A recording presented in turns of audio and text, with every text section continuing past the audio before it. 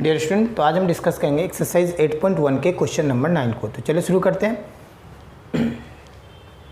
तो स्टूडेंट यहाँ देखोगे क्वेश्चन नंबर 9, यहाँ दिया हुआ है कि in triangle A B C right angle at B, यानी ए बी सी ट्रायंगल में 90 डिग्री कौन सा एंगल है, तो बोलोगे बी। ठीक है। इफ tan ए का वैल्यू दे दिया हुआ है 1/√3। अब आपसे पूछ रहा है कि फाइंड द वैल्यू ऑफ, ये फर्स्ट क्वेश्चन है कि sine A cos C plus cos A sine C, and then second question है cos A cos C minus sine A sine C. तो सबसे पहले हम क्या करेंगे, हमारे पास गिवन क्या है, तो बोलोगे tan ए गिवन है, tan A is equals to 1/√3, ये आपके पास गिवन है। अब आपको क्या करना है, यहाँ बोला है एक राइट एंगल ट्रायंगल ड्रॉ करना है ना।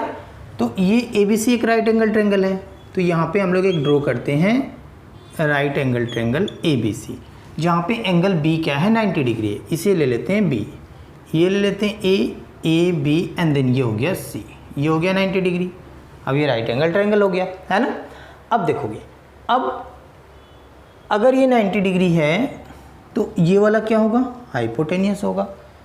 अब हम निकालेंगे परपेंडिकुलर और बेस, है ना। तो वो हम कैसे निकालेंगे, वो डिपेंड करेगा सबसे पहले हमारा एंगल हमारा क्या है यहाँ पे। तो एंगल यहाँ पे है गिवन जो है tan A is equals to, यानी एंगल किसको लिया गया है, ए को। तो इस एंगल ए को अगर लें तो ये वाला जो होगा इसका अपोजिट यानी बी सी, ये क्या होगा परपेंडिकुलर, है ना, ये हो जाएगा परपेंडिकुलर, और ये हो जाएगा फिर बेस, किसके लिए, इस एंगल ए के लिए। ठीक है। तो ध्यान दोगे यहाँ पे, अब ये tan A is equals to क्या होता है, ट्रिग्नोमेट्रिक रेशियो में tan ए मीन्स p/b, और ये गिवन है 1/√3, यानी परपेंडिकुलर 1 एंड देन बेस √3। तो ये हो गया आपका 1 और ये हो गया आपका √3। ठीक है। तो अब हमारे पास में दो साइड मिल गया, तो बाय यूजिंग पाइथागोरस थ्योरम से हम क्या निकाल सकते हैं, AC। तो निकालेंगे by Pythagoras theorem AC square is equals to AB square plus BC square. ठीक है। तो देखोगे AB आपके पास गिवन है, कितना है, तो बोलोगे √3, और ये हो गया आपका होल स्क्वायर, प्लस BC कितना गिवन है, बोलोगे 1, तो 1 का स्क्वायर, तो √3 का स्क्वायर करोगे तो रूट कैंसिल, तो बचा आपके पास 3, एंड देन प्लस 1, 3 + 1 हो गया 4। अब यहाँ से AC हम क्या निकाल सकते हैं, √4, यानी हो जाएगा 2। तो देखोगे हाइपोटेनियस मिला आपको 2, यानी तीनों साइड अभी आपको मिल गया ट्रायंगल का, 1 2 एंड देन √3। ठीक है। अब हम आएंगे अपने क्वेश्चंस के पास कि हमारे पास जो फर्स्ट क्वेश्चन है वो क्या है। तो फर्स्ट क्वेश्चन है sine A cos C plus cos A and then into sine C. तो साइन ए क्या होता है, तो साइन ए के लिए मैंने बताया हूँ, साइन और कोस के लिए हाइपोटेनियस कहाँ आएगा, नीचे। ठीक है, ये कंफर्म। अब साइन के लिए पी को ऊपर रखते हैं, कोस के लिए हम बी को ऊपर रखते हैं। ठीक है। तो देखोगे अब ये साइन, अब एंगल भी इंपॉर्टेंट है, यहाँ एंगल ए है, तो इस एंगल ए के लिए परपेंडिकुलर कहाँ क्या कौन सा होगा, ये वाला होगा। ठीक है। आप यहाँ पे चाहोगे तो डायरेक्ट वैल्यू को पुट कर सकते हो, या फिर आप चाहो तो लिख सकते हो एक बार। ठीक है। तो यहाँ देखो मैं एक बार लिख देता हूँ, ये हो गया आपका BC डिवाइड बाई हाइपोटेनियस, तो हाइपोटेनियस हो गया AC। ठीक है। तो ये हो गया AC एंड देन इनटू, अब कोस C, तो अब यहाँ पे एंगल, अब ये C है, तो अब ये चेंज हो जाएगा। ठीक है। एंगल A के लिए परपेंडिकुलर ये था, तो बट अब कोस के लिए एंगल C के लिए देखूँ, इस एंगल के लिए आप देखोगे तो इसके लिए हो जाएगा ये वाला। ठीक है, ये वाला, यानी ये वाला परपेंडिकुलर, और ये हो जाएगा फिर बेस। ठीक है।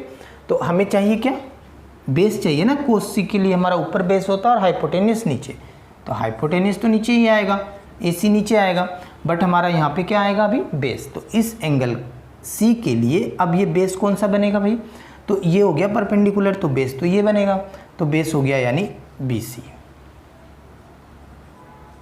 एंड देन प्लस अब ये कोस ए, तो अगेन अब एंगल ए में आ जाओगे, कोस चाहिए तो बेस ऊपर, तो एंगल ए के लिए बेस कौन सा होगा, ए बी होगा। सो ए बी को ऊपर रखोगे और हाइपोटेनियस तो नीचे ही आएगा, यानी ए सी हो गया आपका हाइपोटेनियस, ठीक है। एंड देन साइन सी, तो साइन एंगल सी के लिए अब देखोगे ये हो जाएगा परपेंडिकुलर, और साइन के लिए क्या होता है ऊपर परपेंडिकुलर, तो ये हो गया आपका ए बी ऊपर आ जाएगा और नीचे फिर ए सी। तो यहाँ आप ध्यान दोगे B C by A C, B C by A C यानी दोनों सेम है, तो क्या होगा स्क्वायर भी लिख सकते हो आप। यहाँ भी देखोगे A B by A C into A B by A C, तो अगर दो अगर नंबर हो, वेरिएबल हो, आपस में मल्टीप्लाई हो तो स्क्वायर लगा सकते हो, है ना। तो हमारे पास में बी सी का वैल्यू क्या है, तो बोलोगे बी सी का वैल्यू 1 है और ए सी का वैल्यू क्या है 2, तो 1/2 का इस तरह से स्क्वायर लगा सकते हो, क्योंकि दोनों सेम ही है, आपस में मल्टीप्लाई है ना।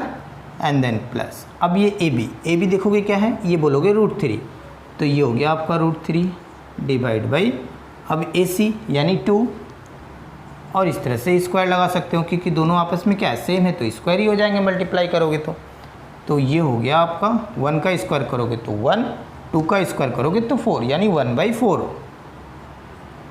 प्लस √3 का स्क्वायर करोगे तो रूट कैंसिल, बचा क्या आपके पास 3, तो ये 3 और नीचे 2 का स्क्वायर 4, एलसीएम लोगे तो 4, 1 + 3 करोगे 4, 4/4 करोगे यानी कैंसिल होगा, तो ये हो जाएगा आपका 1, यानी आंसर आ गया आपका 1, ठीक है।